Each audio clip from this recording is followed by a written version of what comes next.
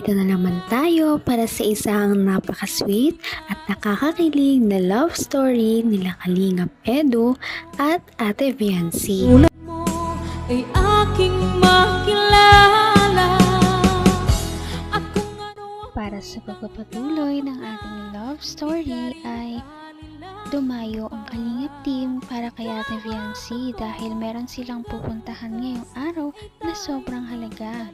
Ito nga ang pagpapatuloy ng kanilang pagpunta sa amusement park. Sobrang layo talaga ng kanilang binyahe dahil halos 10 oras daw sila na bumiyahe patungo sa kanilang pupuntahan. Nung sila ay umalis ay may liwanag pa.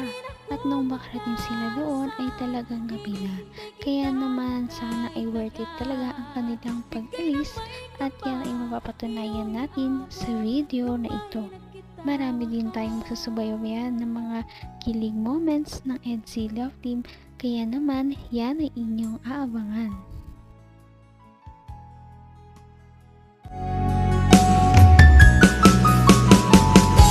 ang nais ko lang.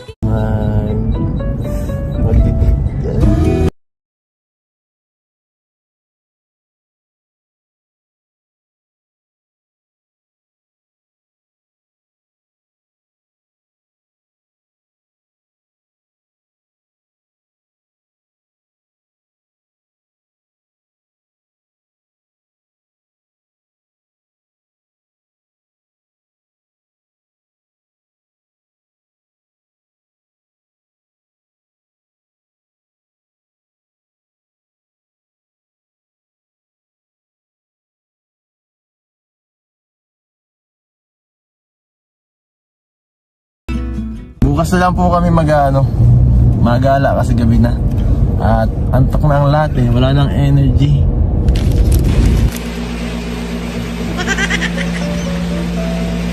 So ayan guys, tulog na mga kasamahan ko. So guys, ito kami. Tapos si Beyonce ay sa kabila. Solo lang.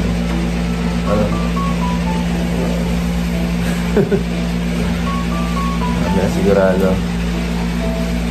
Sana mag-enjoy sila lahat sa gawin natin.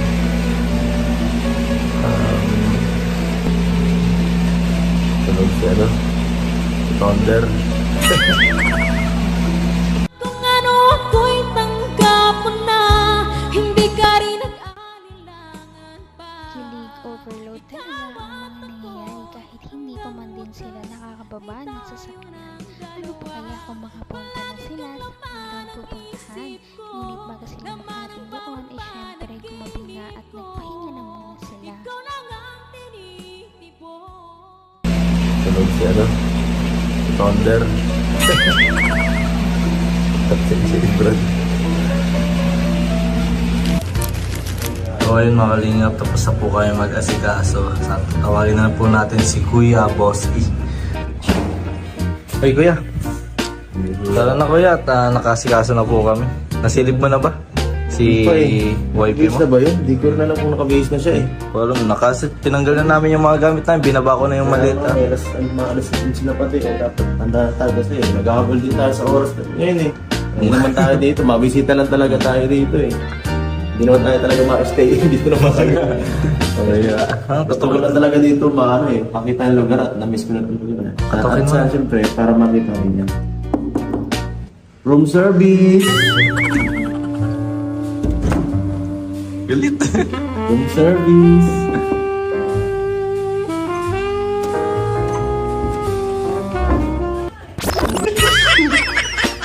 Uy, ito pala yung room service po ito.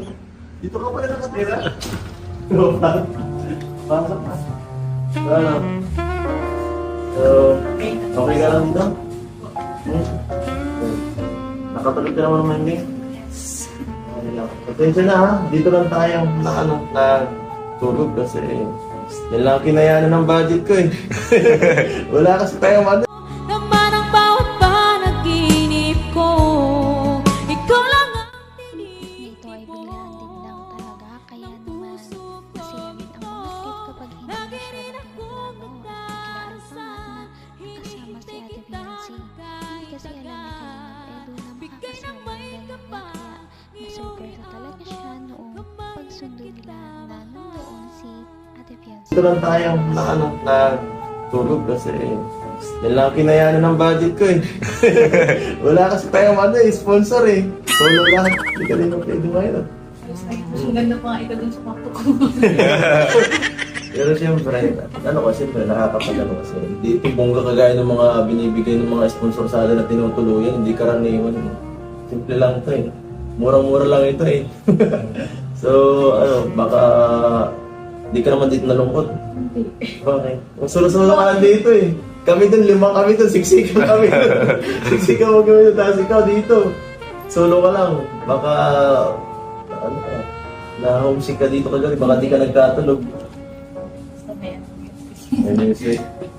Nga pala, baka nagsisi ka na yan at syempre, sumama ka sa akin dito sa pagpunta ka dito.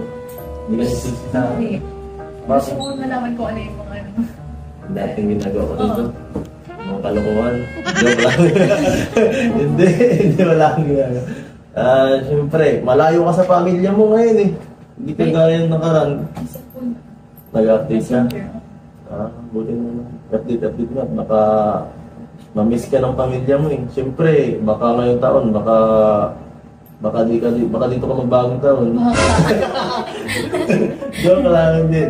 hanggang wakas ay tayo ng dalawa. Palagi kang naman ang isip. Nakakatuwa naman dahil kahit na nagkakaroon sila ng kasiyahan sa ibang lugar, syempre, naalala pa rin ni Kalingap Edu ang pamilya ni Ate Fiancé.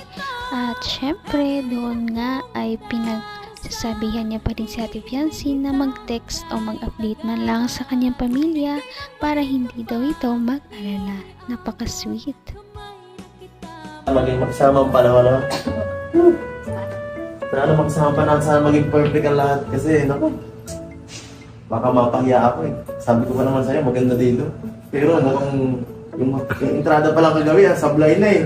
Doon pala sa sento, parang di ba nagusto. Amoy eh.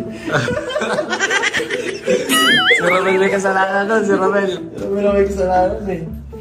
Pero kuya. Sa bagay ha? Ang ganda ng suot nyo ngayon Grabe. Parang Sigurado naka-black ka ba kasi tayo, ma-rights tayo eh. Sigurado baka mag-tag-say ka ng damit. Hindi ka mahirapan yan. Okay, siguro may jacket naman ako, papahirap na lang kita. Papahirap na lang. Tara. Hanggang gantong oras na lang tayo. Ay. Sige na. Pag-ibat ka. Isang taon titira dito. Ano sa iwan?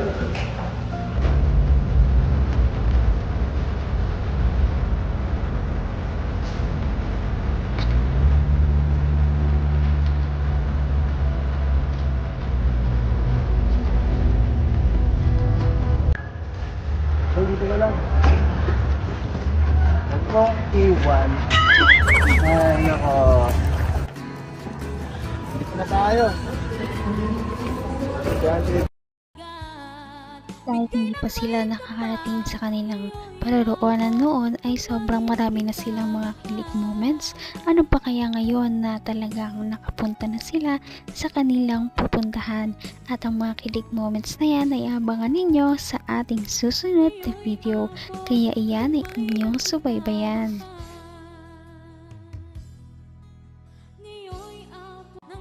Napaka-sweet talaga nila at napakabait ng tambalang ito kaya maraming sumusuporta.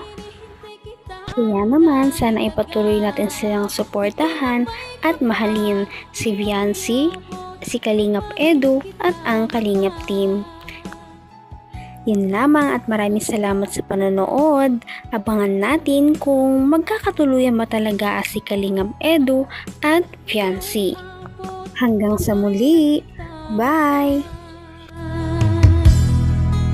Ngayon'y abot